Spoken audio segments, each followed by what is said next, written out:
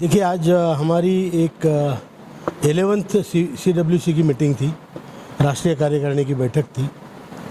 संपूर्ण देश से लीडर लोग आए थे और हमने इस पे काफ़ी चिंतन किया कि हमारा काम आदरणीय प्रधानमंत्री ने 2 बार आश्वासन देने के बावजूद, श्रम मंत्री ने कई बार अनेकों बार आश्वासन देने के बावजूद हमारा काम नहीं हुआ।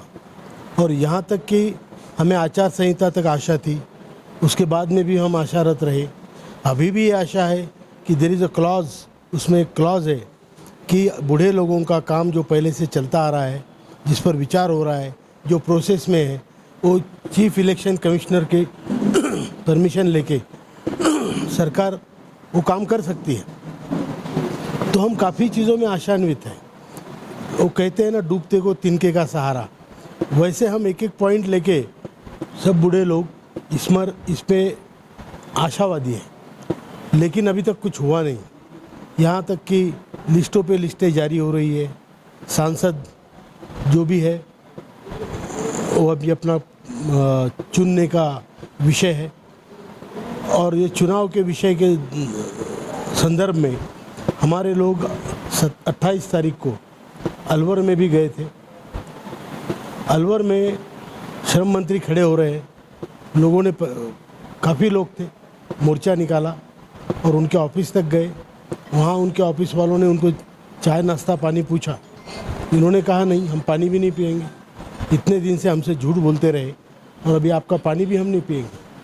तो ये इतनी लोगों में रोष है पूरे देश में। ईपीएस के जितने भी लोग हैं, चाहे वो रिटायर्ड हो, चाहे कार्यान्वित है, जो आज कर्मचारी है इंडस्ट्री की, उस सभी में बहुत रोष व्याप्त है। आई डोंट नो, मुझे पता नहीं सरकार लोगों की इस भावनाओं को कैसे देख नहीं पा रही है, लेकिन ये भावनाएं है, ये अंडर करंट है, ये बहुत भयंकर है। और लोग निर्णय क्या क्या लिया गया चुनाव? हाँ, बता रहा हूँ। तो फिर कल सुबह कुछ लोग फिर श्रम मंत्री से मिले उनके कॉन्स्टिट्यूएंसी में सुबह 7:30 बजे। तब उन्होंने कहा कि मैं आपका जो आरोग्य सुविधा का मामला है, पति पत्नी को मुफ्त चिकित्सा, मेडिकल चिकित्सा, आरोग्य चिकित्सा, उसका विषय हम इलेक्शन से पहले पूरा करने की कोशिश करेंगे, पूरा करेंगे। 7,500 महंगाई भत्ते हम अपनी मैनिफेस्टो में लेंगे, ये उन्होंने कहा है। मैं अपना प्रस्ताव बना के जो कमेटी होती है उसके पास भेजूंगा और मैनिफेस्टो में उसको इंक्लूड करने की कोशिश करूंगा। और 2 मेंबर हमारे सीबीटी के लेने चाहिए। हमने कहा था कि सीबीटी में हमारा इतना पैसा अटका है और आपने अभी तक रिटायर्ड लोगों का एक भी सीबीटी मेंबर नहीं बनाया, तो हमने 2 मेंबर हमारे सीबीटी में लेने चाहिए, इसका आग्रह किया था। उसके बारे में वो बोले हमें इलेक्शन के बाद मैं निर्णय ज़रूर करूँगा। तो ये चीज़ें कल हुई है। आज के जो निर्णय हैं वो ये हुए हैं कि हम लोग, कुछ तो हमारे अंतर्गत निर्णय है, संगठन को कैसे बढ़ाया जाए।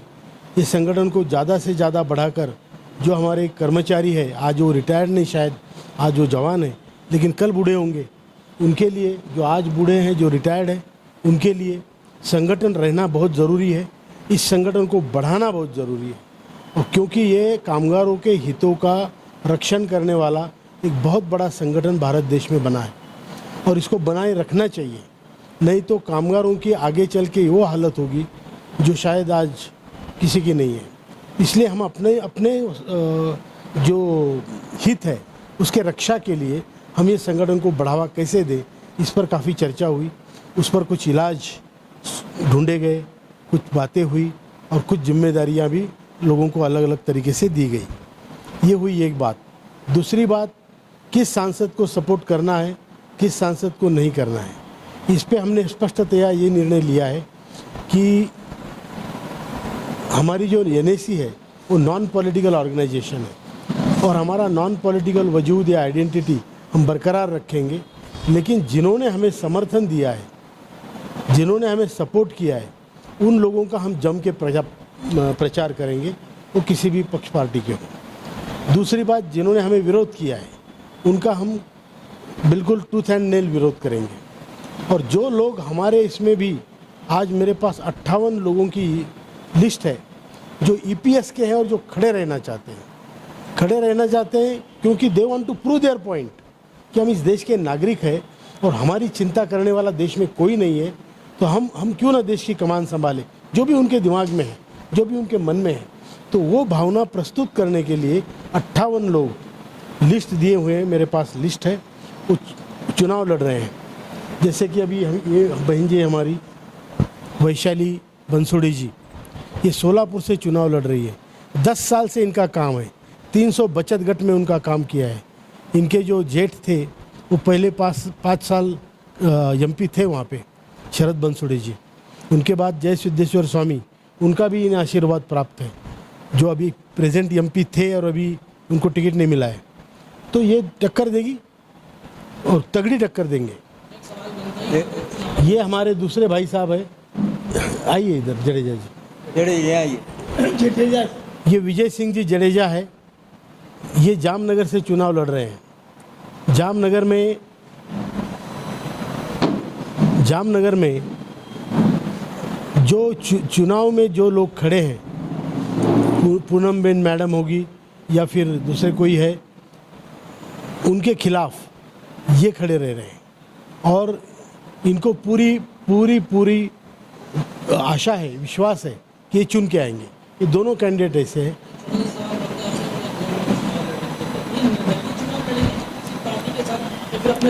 वो अपने संगठन से लड़ रहे हैं, एनएससी से लड़ रहे हैं, और एनएससी का कोई पॉलिटिकल पार्टी नहीं है, लेकिन एक संगठन की तौर पे हम उनको पूरी तरह से सपोर्ट कर रहे हैं। नेशनल एजिटेशन कमेटी, या उसको हिंदी में हम राष्ट्रीय संघर्ष समिति बोलते हैं। तो ये इस तरीके से आपने रोडमैप बनाया जनता के बीच कैसे जाएगी, इसके जो पेंशनर जो आपके को वोट देंगे, तमाम जो जनता है जो लोकल, वो कैसे कनेक्ट करेगी, फिर जो विपक्ष में बहुत बड़ी पार्टी है, ऐसे में जिनके वोट देखिए, आप अगर देखेंगे तो जामनगर और सोलापुर, ये दोनों भी इंडस्ट्रियल सिटीज़ है। यहाँ कामगारों की संख्या बहुत बड़ी तादाद में है। सोलापुर में जो बीड़ी कामगार है और जो पहले सोलापुरी चादर बनती थी, वस्त्रोद्योग का बहुत बड़ा केंद्र था, आज वो नहीं रहा। फैक्ट्री अब बंद हुई है, शुगर फैक्ट्रीज बंद है, वो लोग आज रास्ते पे हैं।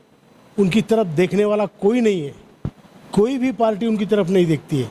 ये आज जो बेचारे भटक रहे हैं, उनको एक साथ बांध के कामगारों को एक हित देखने के लिए कामगारों की नेता इस तौर पे वैशाली बंसोड़ी जी खड़े हैं, क्योंकि वहाँ पे बीड़ी कामगार से लेके औद्योगिक क्षेत्र बहुत बड़ा है वहाँ पे, और उनके जो कुटुंब है वो आप देखेंगे तो सभी जो इनके फार्मूले हैं जाति पाति के, वो फेल हो जाएंगे, इतनी बड़ी संख्या में है। और इसी बलबूते पर वो खड़े रह रहे हैं। वही लोग काम करेंगे, वही पोस्टर छपवाएंगे, वही प्रचार करेंगे, वही बूथ इंचार्ज होंगे, और हम लोग जाके वहाँ प्रचार करेंगे। हाँ, बिल्कुल जाएंगे, अपने खर्चे से जाएंगे, अपनी घर की रोटी खा के करेंगे। कोई भी ऐसा कैंडिडेट को नहीं बोलेगा मुझे चाय पिलाओ, सब अपनी चाय पियेंगे, अपने घर से रोटी बांध के जाएंगे। मैं खुद वहाँ 3 दिन जाने वाला हूँ, जगह जगह सभा कर रहा हूँ अपनी पूरे टीम के साथ। सिमिलरली आपने देखा होगा जामनगर में एक अकेली रिलायंस इंडस्ट्री के कितने लाख कर्मचारी है। उसके बाद जो समाज से आते हैं, वो समाज भी बहुत बड़ा है, वो समाज के चहेते हैं, उनका समाज में बहुत बड़ा कार्य है। तो ये सब है। जडेजा है वहाँ के ओरिजिनल राजा है, मैं राजा है इसलिए नहीं, लेकिन कामगार है इसलिए वो लड़ रहे हैं, और कामगारों के नेता है इसलिए लड़ रहे हैं। तो ये सारे जो भावनाएं हैं, ये हम अपनी प्रदर्शित करेंगे। सर, ये सब गतिविधि से क्या परिणाम को किस तरह का असर पड़ेगा? परिणाम पे हम परिणामों की चिंता हम पहले से करते नहीं हैं, हम अपने कर्तव्य की चिंता करते हैं। और जो कर्तव्य कर्म हमने पहले से किए हैं, वो हमने अपना कर्तव्य पालन किया है इस संगठन के माध्यम से, हमारे सभी भाई बहनों ने। और जी, कार्यकारिणी की आपकी बैठक हुई है, हमारे जो है श्रम मंत्री जी हैं, उन्होंने जो है आज तक आप लोगों का साथ नहीं दिया, उनका चुनाव में विरोध होगा या नहीं बोल के उन्होंने हमें कहा है कि हमारा मुद्दा बीजेपी के मैनिफेस्टो में आएगा। अगर हमारा मुद्दा मैनिफेस्टो में आता है और हमारा जो मेडिकल का सुविधा का काम इलेक्शन होने से पहले करने का उनका वचन है, वो अगर होता है तो उनको सपोर्ट करेंगे, क्यों नहीं करेंगे। हमें किसी से दुश्मनी नहीं भाई। और अगर हमारा काम नहीं होता है, अभी ये भी वचन उनका अगर फेल होता है, तो बताने की ज़रूरत नहीं, लोग अपने आप ही करेंगे जो करना है उनको।